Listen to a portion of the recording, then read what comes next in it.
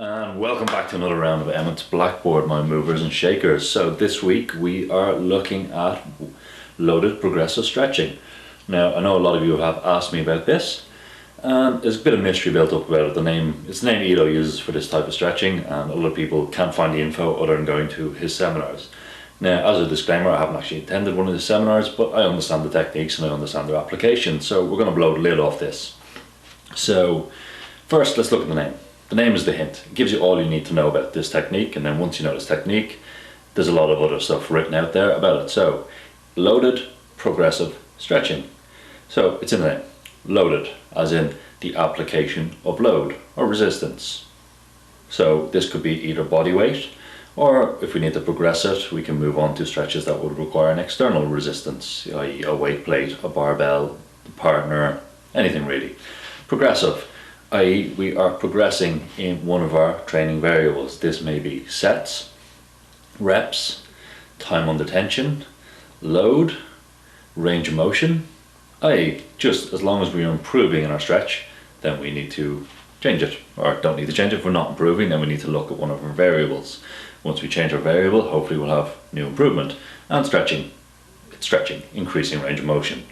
So first things first, loaded progressive stretching, the type of this resistance-based stretching is a type of contraction that I've heard the term an eccentric quasi-isometric.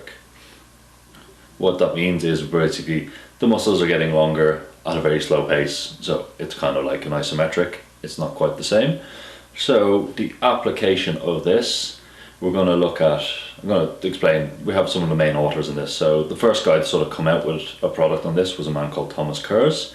You can buy his stuff, it's actually quite good. He's probably one of the most flexible old men you will ever see. Not that he was old when he first came out with this, but he's kind of the guy you'd want for a granddad.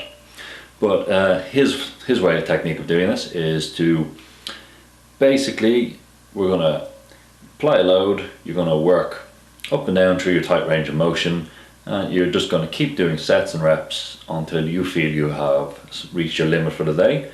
Once you reach your limit for the day, then you hold a 30-second isometric in your new range to establish it, and then repeat.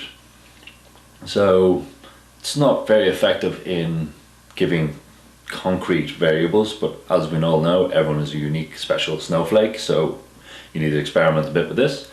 Then we have another sort of forerunner on this, or putting it out there anyway, is Coach Summer. In his foundation programs, he's got an interesting way, I like his way of doing this, where if we look at the progression, so we'll use the hanging pike. So he establishes a new position for one training cycle.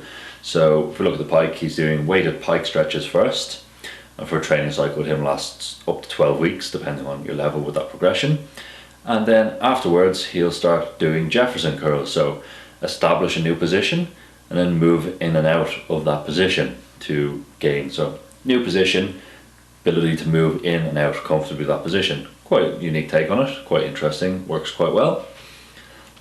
Then we have a guy called Jerry Hatter in industrial strength flexibility. He's mainly aimed at splits for martial artists, so not the prettiest of splits, but still splits nonetheless.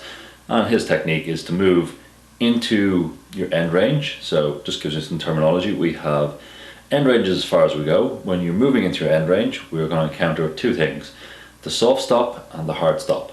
So as you get into it, the amount of tension increases to a certain point. That's your soft stop, that's your first stop. You can normally push past that. So his way is get to your soft stop, push past into your hard stop, where you stop total based on joint, tension, whatever it is on that day. Move into the hard stop, back out. His is 20 reps, hold the last one for a normal stretching thing of 1 minute to 90 seconds. Repeat that quite often. And then, who else do we have? We have Ido. So Ido is the mystery man of all this with his loaded progressive stretching system and his core set and all this. And basically, as far as I can tell from talking to people and just seeing the videos of students online, it is 10 reps, hold the last contraction for 10 seconds, seems to be the most common thing. As the sets and reps, I'm sure he's progressing that in different ways, but that's the one that seems to be working quite well at the moment.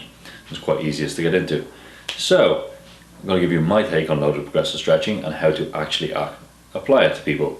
So first things first, we're going to pick stretches that allow us effective leverage on the muscles we're trying to go.